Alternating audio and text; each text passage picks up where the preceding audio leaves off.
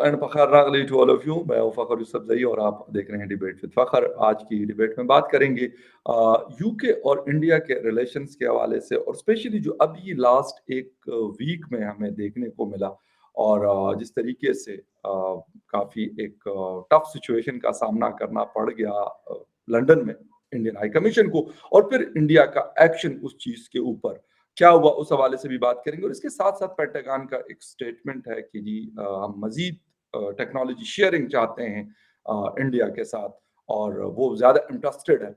क्या है उस हवाले से भी बात होगी, और बात करने के लिए हमें ज्वाइन कर रहे हैं senior political analyst from US doctor Muqtedar Khan sahab. आप डॉक्टर साहब को उनके यूट्यूब चैनल खानवर सेशन के ऊपर भी जो वो शो करते हैं वहां पे भी उनको देखते रहते हैं, और बहुत सारे सोशल मीडिया जो प्लेटफॉर्म्स है, टीवीज है, न्यूज़पेपर्स हैं, वहां पे भी उनका पॉइंट ऑफ व्यू आपको और हमें देखने को मिलता है। Doctor sahab, thank you very much for joining the show. Thank you very much Fakhar sahab, और आपके सुनने वालों को मेरा सलाम, नमस्ते, सत श्री अकाल, वनक्कम और नमस्कारम। थैंक यू डॉक्टर साहब। डॉक्टर साहब, एक तो ये है कि यूके और जब से ऋषि सुनाक साहब आए हैं, वो उसकी बात करें या उससे पहले की बात करें, काफी क्लोज रिलेशन है इंडिया और यूके के दरमियान। बल्कि मैं ये कहूंगा कि यूके शायद अब एक डिपेंडेंसी रखता है इंडिया के ऊपर। लेकिन अभी जो इंसिडेंट हुआ लंदन में, इंडियन हाई कमीशन का जो फ्लैग उतारा गया और वो जो जो भी सारा कुछ सीन क्रिएट किया गया, उसके ऊपर एक बड़ा सख्त एक्शन हमें देखने को मिला। तो डू यू थिंक कि यूके, क्योंकि ह्यूमन राइट्स और ये वाली चीजें हमें वेस्टर्न कंट्रीज में देखने को मिलती है, तो वो सारी चीजें करेगा जो इंडिया उनको कह रहा है, या ठीक है टाइम के साथ चीजें नॉर्मल हो जाएंगी? देखिए, पिछले चंद हफ्तों से तो इंडिया और बरतानिया के बीच में थोड़े टेंशन्स वो बीबीसी की डॉक्यूमेंट्री को लेकर तो चल रहे थे कि जी। इंडिया ने बीबीसी की डॉक्यूमेंट्री को बैन कर दिया, और फिर मतलब इंडिया की जो क्या कहना चाहिए इंटेलिजेंसिया है और मीडिया वगैरह में जो गुफ्तगू चल रही थी, दे वर मेकिंग द केस के this is a western conspiracy, और ये ओके। इलेक्शन, मोदी साहब को इलेक्शन हराने की कोशिश की जा रही है जी। वगैरह। सो एक एक कंस्पिरेसी के तौर पे उसको देखा जा रहा था। So already there were some tensions between, और जब ब्रिटेन के जो फॉरेन सेक्रेटरी जब इंडिया आए थे, तो दोज इश्यूज केम अप ना G20 के वक्त। तो जब भी जी। बीबीसी डॉक्यूमेंट्री का जिक्र आया, फिर इंडिया ने बीबीसी के ऑफिसर्स पे इनकम टैक्स के रेट्स किए। जी तो बिल्कुल। ऑलरेडी थोड़ा बदमज़गी तो आ गई थी, हालांकि उससे पहले थिंग्स वर वेरी गुड। जब अजीत या डोभाल साहब गए तो ऋषि सुनाक उनसे आके हेलो हाय किया। फिर बिल्कुल। ऋषि सुनाक की खुद मतलब his election itself was a good moment for India and Britain. या लेकिन अब जो ये जो वाकयात हुए हैं, मेरे मुझे लगता है कि this is both A failure of intelligence and failure of security. तो ओके। हाँ, मतलब इनको नहीं पता था कि ये क्या हो रहा है। या आप बिल्कुल ऐसे ही बिल्कुल। लंदन में जाके आप ऐसा ऐसा नहीं कर सकते कि व्हाट्सएप पे चले जाएं, अपने दोस्तों से कहें चलो यार वहाँ आओ चाय पियेंगे, फिर थोड़ा दंगा करके फिर गड़बड़ करके फिर देन विल गो होम। ऐसा नहीं हो जी सकता। बिल्कुल। Will have to apply for permission, या टेक परमिट, राइट। तो already they would have applied for some kind of protest. ऐसा स्पॉन्टेनियस तो नहीं हो सकता वो, मतलब ये और बात है कि क्योंकि इट हैपेंड सो क्विकली, वो फटाफट उनको परमिशन मिल गया। जी। तो दूसरी चीज ये है कि why wasn't there security there. ये संडे की बात कर रहा हूँ, जब संडे या जब जो खालिस्तानी सपोर्टर्स जो हाई कमीशन के ऊपर हमला किया, इंडिया के झंडे को बिल्कुल निकाला, बिल्कुल। या बालकनी में चढ़ गए, शीशे वगैरह वो जो फोड़े, तो वैंडलिज्म में जो उन्होंने एक्टिविटीज की हैं, तो वो उसके लिए it was clearly a failure of security. And security का फेलियर इसलिए हुआ कि इंटेलिजेंस फेलियर। प्रॉब्लम वो होगी कि अगर इंडिया ने उनको इंटेलिजेंस दी इन एडवांस कि ओके। देखो हम यहाँ पे अमृतपाल को ढूंढने निकल रहे हैं, we going to arrest him, हो सकता कि वहां पे प्रोटेस्ट हो। या उनकी खुद की इंटेलिजेंस ने एस्टिमेट किया कि okay we are listening to some chatter और या कुछ गड़बड़ हो रही है, and we should stop it. तो अगर इन्होंने सिक्योरिटी नहीं प्रोवाइड की in spite of getting an intelligence suggestion के कुछ हो सकता है, तो मेरे ख्याल से that is far more serious hmm. Than intelligence failure. Intelligence failure इसलिए है, हो सकता है कि ये they are not taking the Khalistani seriously, तो उनपे रिसोर्सेज नहीं कर रहे, उनके टेलीफोन्स बग नहीं हो रहे, they are not keeping an eye on them, right? Right. So so that needs to be addressed differently. लेकिन अगर इंटेल थी और सिक्योरिटी नहीं प्रोवाइड करी तो वो तो बदमाशी है ना खुली। So hmm. That is the question. या और इंडिया में खुद इंडिया ने उधर से एम्बेसी और ब्रिटिश एम्बेसडर के घर पे से सिक्योरिटी निकाल दी। एग्जैक्टली, बिल्कुल। सो द सिचुएशंस, मतलब आई वांट टू नो कि सिक्योरिटी थी क्यों पहले? ये हम्म। सवाल किसी ने उठाया नहीं कि राइट। भाई लास्ट, मतलब इतने दिनों से इंडिया क्यों सिक्योरिटी प्रोवाइड करे? क्या are they not safe in India? यहाँ पे तो हम किसी को सिक्योरिटी नहीं देते। आप यहाँ पे मैसाचुसेट्स एवेन्यू पे जाए, एम्बेसी के बाद एम्बेसी, एम्बेसी के बाद एम्बेसी लगी हुई है। द या US is not providing security for any of these embassies.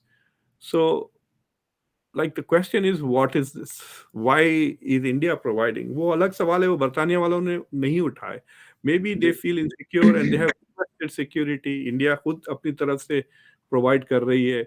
हालांकि देखिए, आप इतनी गड़बड़ होने के बाद भी कोई ऐसा इंडिया में क्राउड जाके उनकी एम्बेसी पे बदतमीजियां नहीं की। बिल्कुल नहीं किया, बिल्कुल। यू हाँ, आर राइट। ये international exactly. India should acknowledge कि टिट या फॉर टैट पब्लिक ने नहीं किया, गवर्नमेंट ने टिट फॉर हालांकि टैट। कर सकते थे, कर सकते थे। अरे भाई, इंडिया में बहुत आसान है। इतने बिल्कुल। सेनाएं हैं, इतने बिल्कुल। बजरंग दल, ये वो तलवार, वो आरएसएस के बंदे लट वट जी। इतना सीखे हुए हैं, छोड़ देते हैं उनको 10 मिनट के लिए, जाए वहां गड़बड़ करें, झंडा वंडा थोड़ा जला दे। It could have happened but it didn't happen, right? या ना तो पब्लिक ने ऑर्गेनाइज किया ऐसा कोई प्रोटेस्ट, ना किसी पॉलिटिशियन ने या स्टेप लिया। Right. It is quite possible के द मोदी गवर्नमेंट ने इंटरनली इसको बोला कि behave yourself, we will deal this okay. Diplomatically. So okay. It shows more discipline on the Indian side than the British side, right? Absolutely right, बिल्कुल, हाँ, बिल्कुल। तो अब ये लेकिन सवाल सर, उठा है कि डेवलप कंट्री कौन सी है? नहीं, और एग्जैक्टली, बिल्कुल, ये आपका बड़ा बहुत ही वैलिड पॉइंट आपने सर रेज किया है कि डेवलप कंट्री कौन सी है। इंडिया है, जहां पे यानी मुत्तहिदा हिंदुस्तान पे 200 साल तक इन यूनाइटेड किंगडम ने हुकूमत की, या फिर वही यूके जो पूरी दुनिया में कहते हैं कि उनका कभी सूरज गुरूब नहीं होता था, उनकी सल्तनत का, उनकी हुकूमत का, तो वो हुए। लेकिन सर शशि आपने सिक्योरिटी, शशि जी जी थरूर ने एक बहुत मजे की बात कही थी इस सर, बात पर। उन्होंने कहा था कि do you know why the sun never set on the British Empire? या Because even God would not trust the British in the dark. जबरदस्त, जबरदस्त। तो लेकिन वो सर बोला, आपने, बिल्कुल, जी, लेकिन सर आपने सिक्योरिटी की बात की तो यहाँ पे इस्लामाबाद की मैं बात करूँ, न्यू दिल्ली तो हमने नहीं देखा हुआ, बट यहाँ पे तो पूरे डिप्लोमेटिक एनक्लेव के पूरे दीवार चढ़ी हुई है चारों तरफ, उसके गेट्स लगे हुए हैं। बल्कि अब इस्लामाबाद में रेड जोन को बढ़ाकर सरीना होटल, मेरियट होटल और डी चौक यानी पार्लियामेंट के सामने, वहां पे उससे भी बड़े बड़े गेट्स लग गए हैं, और जब जरूरत होगी तो उसको वो बंद कर देंगे, जब जरूरत होगी तो उसको वो खोल देंगे। अब आई डोंट नो कि न्यू दिल्ली में क्या सिस्टम होता है, जो जो एम्बेसीज वहां पे यूएस की है, यूके की है, या बाकी। यहाँ तो आपके सर पास एक अजीब आपके पास तमाशा बना हुआ तो था। आपके पास तो मस्त खलंदर बहुत है ना। टीटीपी को ले लें, अल-कायदा को ले लें, 10-15 10 मील के अंदर खुद बिन लादेन वहाँ रहते थे। सो सर आई वैसे वो डोंट एबटाबाद में रहते थे, इस्लामाबाद नहीं आए, अहमदाबाद, वैसे जी आना हाँ। चाहिए था उनको, करीब है। तो but what I am trying to say, इसके काफ़ी बंदे वहाँ पे हाफ़िज़ अल-असद आजकल मैं सुना कि सुबह वॉक पे निकल रहे हैं। हाफिज सईद। डिफेंस हाफ़िज़ सईद, जी हाँ। वो सुबह-सुबह तफरी पे निकल रहे हैं। So hmm. That's a different environment plus वहाँ पे बट अगर आपने देखा होगा probably the US embassy probably is like a fort. वो तो हम्म। आपको पता है कि 2-3 बार यूएस एम्बेसीज़ में जो अटैक्स हुए थे, या मारे भी गए थे। बिल्कुल। बेंगाज़ी का एपिसोड याद होगा। तो उसके बाद जी। Say they have become like fortresses और the US also keeps marines के छोटा बहुत बटालियन 40-50 लोगों का बंदे होते हैं वहाँ बिल्कुल। पर एम्बेसीज़ में। I think India might start doing that कि वो फ़ौजों में रखें। मैं मेजर गौरव आर्या का एक ट्वीट पढ़ रहा था। I am sure it was half serious and half joking. तो जी। He also feels, I agree with him also कि फ़ौज तो इंडिया के होनी चाहिए, थोड़े कमांडोज़ अब टू प्रोटेक्ट। एम्बेसीज में। नहीं, हाँ, अगर अगर पत्थर फेंके आप वो एम्बेसडर को लग जाता, या सर बिल्कुल फट हो जाता, सकता था, किसी को लाइक बिल्कुल मर हो जाते। सकता था, लाइक सो बिल्कुल हो सकता था। They can't just let it be like that. ठीक है, आपने गुस्सा लोगों को नेशनलिस्ट तौर पे आ रहा के झंडे की बदतमीजी हो गई, बट अगर इंसान की लाइफ चले जाती, किसी की इंजरी हो जाती, आंख चले जाती, बिल्कुल, हो इट्स सकता था, not something you can take seriously, हो राइट? सकता था। तो I think there should be security, you क्योंकि it is India sovereign territory है, एम्बेसी या is your territory, you can बिल्कुल, हैव। बिल्कुल, एग्ज़ैक्टली। लेकिन और वियना कन्वेंशन के तहत बहुत एक मतलब प्रोटेक्शन हासिल होती है अराउंड द वर्ल्ड। एम्बेसडर को कोई अगर वो कोई ऐसा मैं कहता हूँ कि वायलेशन भी लॉज का कर ले तो उनके ऊपर वो लॉज अप्लाई नहीं होते। ये दुनिया भर में सर देखने को मिलता है। और अगर ये लोग इनके कोई लोग यहाँ पे कुछ कर लें मतलब एशियन कंट्रीज में, फिर तो कोई नहीं पूछ सकता सर इनको। लेकिन अगर इनके यहाँ कुछ हो रहा होता है हमारी एम्बेसीज में, तो फिर ये कहते हैं नहीं ये तो ह्यूमन राइट वायलेशन होगी अगर हम इनको कुछ कहेंगे। देखिए, ये इजराइल के एम्बेसी के सामने करके दिखाएं, फिर मुझे बताएं। जबरदस्त, वाह, yes yes yes yes yes. Sir या वहां तो खैर नहीं पॉसिबल मेरा ख्याल है, यूएस एम्बेसी हो या फिर इजराइल की एम्बेसी हो या किसी और की। और ये पॉइंट बड़ा आपका सही है कि उनके सामने नहीं कर सकते। बाकी अगर किसी की एम्बेसी है उनका फ्लैग उतारें, उनके एम्बेसी में अंदर घुसने की कोशिश करें, जिस तरह वो देख रहा था मैं कि वो वहां पे विंडो थी जहां पे फ्लैग लगा हुआ था इंडिया का, और वहां से आसानी से एंट्री हो सकती थी और हो भी सकता था कि वो एंटर भी हो जाता, लेकिन चले शुक्र है कि वो चीज नहीं हुई। सर थिंग जी इज के जी व्हाट ब्रिटेन, मुझे लगता है कि इंडिया की जो गवर्नमेंट में जो गुस्सा है कि दे हैव सिग्नल्ड कि you are not as important to us, ये ये इससे गुस्सा आ रहा है उनको कि बातें ओके। तो आप इतना कर रहे हैं, हमको इंडिया इंडिया इंडिया कर रहे हैं, but you are not showing it through your actions कि that we are important. Hmm. और दूसरा गुस्सा इस बात का है कि जी। these countries have allowed Khalistani movement and Khalistani groups या। to operate so freely. हम्म। ठीक है, तो क्या आप इनको पाल रहे हैं, it's like saying you are या अलाउइंग देम बिल्कुल। Too. So that is the thing.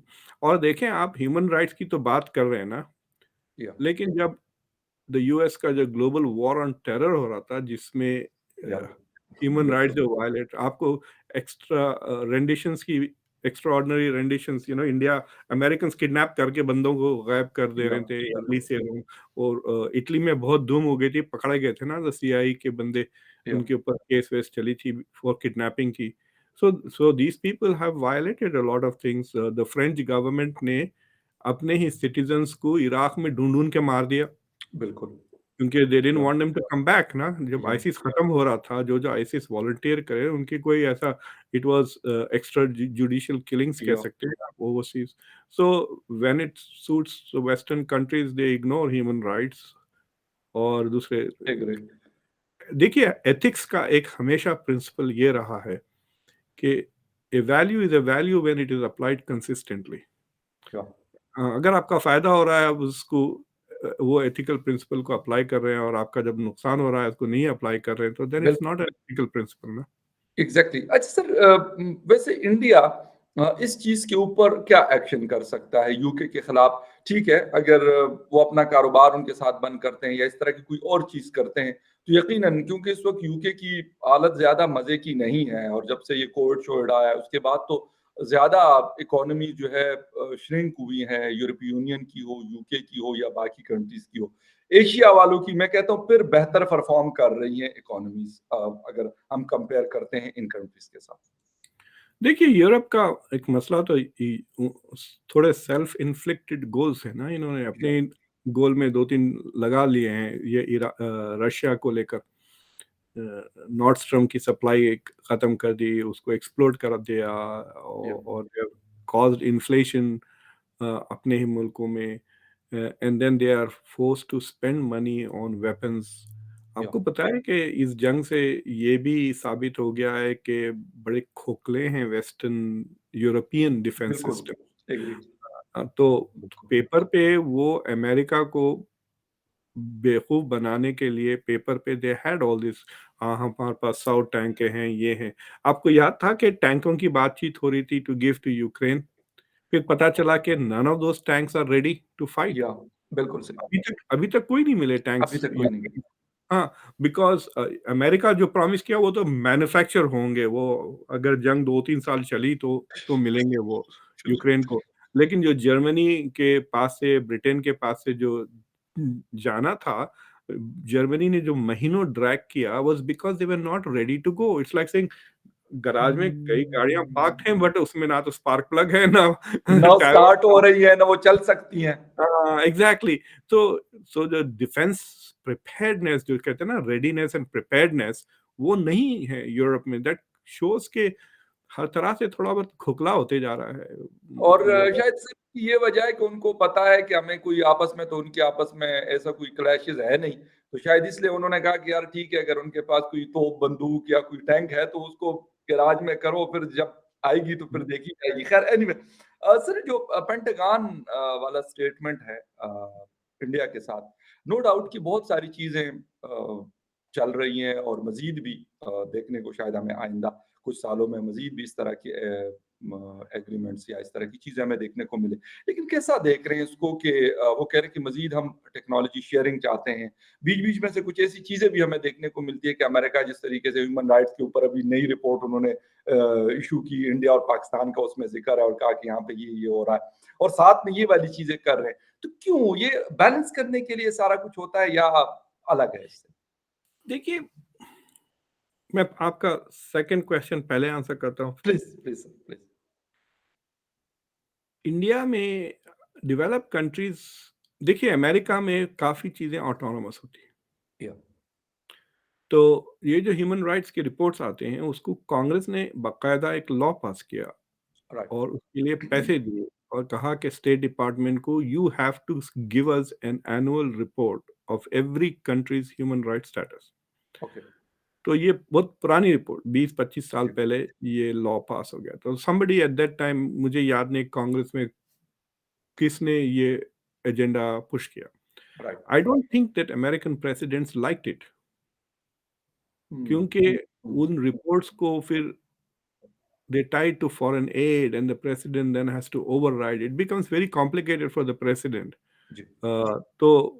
तो वो लॉ तो पास हो गया, तो state department has no choice but to do that by law. तो राइट। ये कोई इंडिया के खिलाफ या अमेरिका, जिस भी कंट्री के बारे में आप जाके देखें, इसराइल की कितनी स्केदिंग रिपोर्ट्स होती हैं वो। जी। तो उनका कोई दूसरा काम नहीं है, बस यही करना है, ओके। साल भर ये वॉच करते हैं दूसरे कंट्रीज को, they prepare a report for that. So this is by law, they have to do it. तो अगर आप ये समझ, जैसा कि आप फॉर एग्जांपल अभी ये जो हैप्पीनेस इंडेक्स है, सब समझ रहे हैं वो इंडिया के खिलाफ साजिश है। अरे भाई लास्ट ईयर भी था, उससे पहले भी था, यस, हर उससे साल पहले भी आता है, था। हर हाँ, साल आता है, बिल्कुल। हाँ, सो उनका जॉब ही वही है, they do that, that is what they are interested in doing. उनकी मेथोडोलॉजीज हैं, आप डिसएग्री कर लें उनके में, बट या डोंट थिंक कि ये एक साजिश है कि गवर्नमेंट ने डिसाइड किया। लाइक सारी वेस्टर्न कंट्रीज सुबह उठ के ही नहीं सोचते कि आज हम इंडिया को क्या करें। They have their own hmm, problems. Hmm, so so people should understand कि ये autonomous चल रही है, and you can measure government's behavior by how it is reacting. अभी कोई ओके, ब्लिंकन के पास से कोई स्टेटमेंट नहीं आया, प्रेसिडेंट के पास से कुछ नहीं आया, so just ignore it. They should fine. ignore, ये अमेरिकन लीगल रिक्वायरमेंट है, वो कर रहे हैं।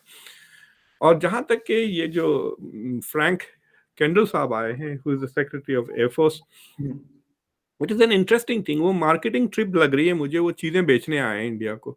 जी, जी, सो he's trying to sell F-18s India की नेवी को, जो हॉर्नेट फाइटर्स हैं, जो एयरक्राफ्ट कैरियर्स पे लैंड कर सकते हैं।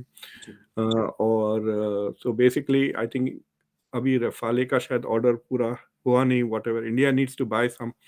फिर they are also trying to revive the F-121 की जो डील है उसको फिर से रिवाइव करने के, जिसमें there might be technology transfer of F-16 के इंजन्स की।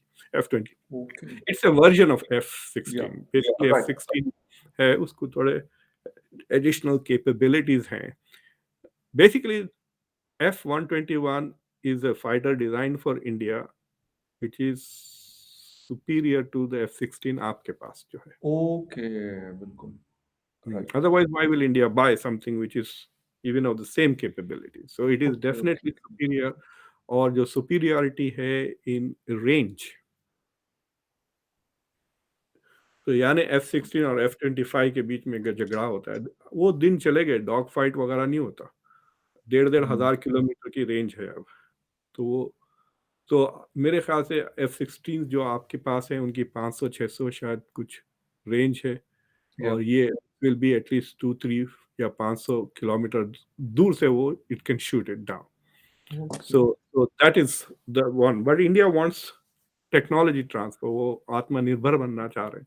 And the ji. यूएस क्यों देगा उनको टेक्नोलॉजी? फिर आइंदा बेच नहीं सकते, फिर ये बना लेंगे, फिर ये अगर सस्ते में बना के फिर ये खुद बेचना शुरू करें तो you will be competing with, right? तो ये बिल्कुल तो सही। हो सकता है। सो वो तो नज़र आ रहा था कि he said that no, India should plan this in stages में करें आप technology transfer. But they are willing to transfer jet engines, hmm, artificial intelligence hmm, और ड्रोन्स, यानी सर्वेलेंस टेक्नोलॉजी, ये 3-4 चीज़ें उन्होंने ऑन द टेबल तो दे दिया है। There has also been an agreement जिसकी तफ़सीलात अभी हमको पता नहीं कि क्या एग्रीमेंट हुआ between Indian air force and the US air force को लेकर। तो अगर ये एग्रीमेंट साइन वाइन हो जाता तो this will be the 5th defence agreement between India and the US. Okay. अच्छा सर, एक तो आपने टेक्नोलॉजी की बात की, टेक्नोलॉजी के हवाले से अगर किसी मुल्क को ट्रांसफ़र होती है तो मेरे ख़्याल में बहुत बड़ी बात होती है। ग़ालिबन कुछ हिस्से जो हैं, पार्ट जो F-16 के टर्की के पास हैं और वो बनाते हैं, तो उससे चलें पाकिस्तान को भी थोड़ा बहुत फ़ायदा हो जाता है जब उनको नहीं मिल रहे होते, तो कुछ न कुछ वहाँ से हेल्प हो जाती है या उनके टेक्नीशियन्स और वो कर देते हैं।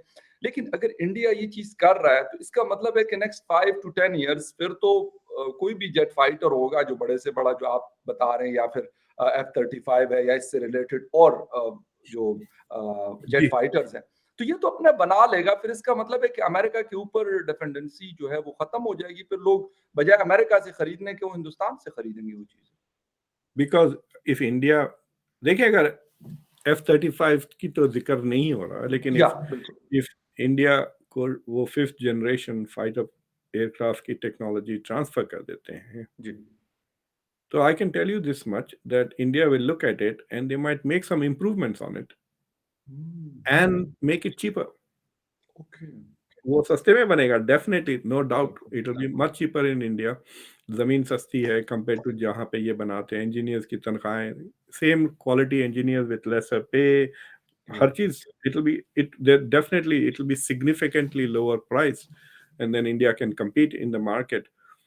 So वो तो those things will be in the contract कि आप राइट। नहीं कर सकते, 10 साल तक ये नहीं कर सकते, वो नहीं कर सकते।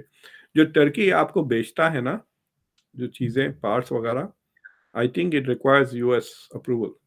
या ऑफ कोर्स, क्योंकि उनके हाँ, बगैर तो तो हम उसमें क्या होता है कि कांग्रेस की तरफ से अगर आपको चीज़ें बैन कर देते हो तो प्रेसिडेंट हुँ, विंक विंक करके कह देता है अच्छा टर्की को दे दे, क्योंकि आपके some of your F-16s were bought from Jordan, not from the या यूएस, या राइट? हाँ, तो that is to get around the Congress, तो इन्होंने जॉर्डन को भेज दिया, फिर जॉर्डन ने आपको भेज दिया। राफेल तो के साथ सर यही हुआ। हमने खरीदे तो नहीं है, लेकिन मुझे कोई एयरफोर्स के कुछ ऑफिसर्स बता रहे थे कि कई साल पहले गालिबन कतर को दिए थे या यूएई को दिए थे। तो कहते हैं हम्म, हमारे पायलट्स ने वहां पे इसको उड़ाया था, पाकिस्तान एयरफोर्स के पायलट्स। अच्छा, so they are, yeah, right. But I don't, but you don't have Rafale, right? No, no, we don't have that, we don't. अच्छा सर, एक थोड़ा-सा लास्ट में, और वो ये है कि रीजन में एक काफ़ी दौड़ लगी हुई है। चाइना अपनी कोशिश कर रहा है कि मिलिट्री को मज़ीद स्ट्रॉन्ग करे, हिंदुस्तान भी बहुत सारा पैसा लगाता है। पाकिस्तान भी कोशिश करता है, लेकिन पाकिस्तान के पास शायद उस तरह की अफोर्डनेस नहीं रही अब कि इतना ज़्यादा पैसा लगाए। तो सर क्या समझ रहे हैं कि अमेरिका तो वहाँ पे दूर है, इस रीजन से बहुत दूर है। अगर यहाँ पे इस तरह की कोई चीज़ होती है, तो नुकसान तो इन लोगों को उठाना पड़ेगा, ना कि अमेरिका को। क्योंकि अफ़गानिस्तान में 20-22 साल जंग हुई, गल्फ़ में हुई। वहाँ तो यूएस का ठीक है, उनका जहाज़ गिरा होगा या उनके कोई ट्रूप्स थोड़े बहुत वो उनको कैज़ुअल्टीज़ उठानी पड़ी होंगी, लेकिन ओवरऑल उसका लॉस जो है वो तो इराक को, सीरिया को या इस तरह की और कंट्रीज़ को हुआ, अफ़गानिस्तान का पाकिस्तान को हुआ, अफ़गानिस्तान को खुद का हुआ या इर्द-गिर्द की कंट्रीज़ को हुआ। देखिए, मतलब फॉर द लास्ट 20 साल से तो America has been at war ना, या लेकिन मुझे तो कुछ नहीं पता चल रहा, ऐसा कोई सायरन्स नहीं हो रहे हैं कि फॉरेन फाइटर्स आके बॉम्ब कर रहे हैं। It's like something that happens on television या हमारे लिए, राइट? मेरे कई स्टूडेंट्स हैं जो ड्रोन पायलट्स हैं, पता है वो नेवाडा में बैठते हैं, ओके। नेवाडा में लास वेगास के पास बैठ के वहां से फ्लाई करते थे ड्रोन्स, जो अफगानिस्तान में बॉम्बिंग करते थे। पाकिस्तान और अफगानिस्तान दोनों। हाँ, तो वहां पे जो बॉर्डर्स पे थे। So so look at there, मतलब वीकेंड पे वो जाके कसिनोज में they are having a vacation in Las Vegas, फिर during the week they are flying drones. और ड्रोन्स भी कैसा उनके लिए it's like a video game, right? Video game hmm, खेल रहे हैं, इट्स बिल्कुल नॉट रियलिटी, नहीं है सेंस, वो थोड़ी बैठे हैं, उनके पास रिटर्न फायर थोड़ी आ रहा है, राइट? इट्स अ बिल्कुल डिफरेंट काइंड ऑफ थिंग, जब आपके ऊपर भी गोली चल रही है, आप गोली मार रहे हैं। वर्ल्ड वॉर 2 क्या ऐसा वैसा तो नहीं है ना, this is a very different kind of a thing. बिल्कुल सो फॉर बिल्कुल। अमेरिका के लिए the real sense of we are at war या समथिंग होता है, जब एयरपोर्ट पे जाते हैं, अरे बाप रे, इतना तंग हो जाते सिक्योरिटी। जैसे हम यहाँ से फ्लाई करके जा रहे हैं, फिर मैं एक यूरोप में लैंड करा था, मैंने फिर चेक किया, मैंने क्या पागल हो गया क्या, मैंने प्लेन पे बम बनाया? अ, वहां पे मुझे चेक किया, फिर यहाँ पे भी चेक कर रहे हैं, इरिटेटिंग ना। तो इस तरह बिल्कुल दैट इज द सही बात। Only things we experience, that we are at war, it's somewhere, global war okay. On terror चल रही है। लेकिन दूसरे मुल्कों को तो उनके बच्चे मर जाए, फैमिली मर जाए, आप जॉब ढूंढने गए, घर घर वापिस आए, घर ही नहीं है। बिल्कुल। So so this is a different reality, right? And मतलब जो अफगानिस्तान के बारे में कहा है कि भाई 79 कब से, वो 70 से दे आर एट या वॉर। बिल्कुल तो बिल्कुल। उनके एक जनरेशन ने जंग के अलावा और कुछ देखा ही नहीं। एग्जैक्टली। जो लोग 30 35 40 साल के हैं वहां पर, उनकी बिल्कुल। जिंदगी के ऊपर एनी टाइम ड्रोन्स वगैरह आ सकते थे। So it's a different reality, it's a trauma, एक किस्म की मेलंकली जो कहते हैं ना कि कितना भी खुशी का मौका हो, उसके पीछे गमज़दा आप ज़रूर होते हैं, यस। बिकॉज़ ऑफ या द बिल्कुल बिल्कुल बिल्कुल। आपकी शादी हो रही है, बच्चे पैदा हो रहे हैं, you are hmm, happy that moment, but उसके पीछे इतना गम है, खौफ है राइट। वगैरह के। The life life is a different experience when you are living in war tone. और आई थिंक आजकल बहुत ही मतलब बहुत इर्रेस्पॉन्सिबल डिस्कोर्स चल रहा है, and I am not blaming any one country, सारे या कंट्री बिल्कुल। बहुत ही व्हिच इज नॉट गुड, मतलब ये खास तौर से सोशल मीडिया पे शाइन होने के लिए बिल्कुल। बयान, या मतलब ट्विटर पे आप, I think even foreign ministers, defence ministers are trying to be go viral, इस तरह की चीजें कर रहे हैं, या अपने इलेक्शन कैंपेन्स के लिए बयानात कर रहे बिल्कुल। हैं, right? So, yeah, they are driven by lobbies to say certain things, but they are not behaving in a responsible way. क्योंकि आप देखिए कि जंग जो हो रही है यूक्रेन के साथ, इट इज लाइक अ पंच, सारी दुनिया को पंच कर रहा है वो। या बिल्कुल जंग तो बिल्कुल वहां हो रही है, लेकिन बिल्कुल। कई कंट्रीज की इकोनॉमीज और ऑन द वर्ज। आपको पता है, I don't know whether you are familiar, 1982 में एक बहुत बड़ा डेट क्राइसिस हुई थी डेवलपिंग कंट्रीज की अक्रॉस द वर्ल्ड, पूरा लैटिन राइट। अमेरिका, अफ्रीका वगैरह। तो उसका बहुत ही, it was like huge problem. We might be reaching that in an year or two. जो पाकिस्तान या का जो करंट सिचुएशन है, बिल्कुल वो बिल्कुल। क्रॉस द ग्लोबल साउथ हो जाएगा। लैटिन अमेरिका में भी अभी देखिए 100% हो गया है अर्जेंटीना का इन्फ्लेशन। आज हमारा 48% हुआ है सर।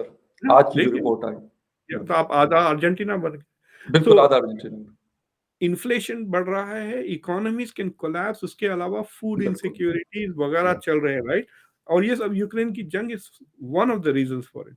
तो एक किस्म से ये जंग तो प्लैनेट को पंच कर रहा है, और दूसरी तरफ से बिल्कुल क्लाइमेट चेंज की जो चीजें हो रही हैं, राइट? क्लाइमेट को बिल्कुल लेकर सर। आप जो देख रहे हैं, बिल्कुल तो दो तरफ से ऑलरेडी ये तो, अगर एक मेजर वॉर हो जाती है साउथ एशियन रीजन में, India China, India Pakistan, America China Taiwan को लेकर, तो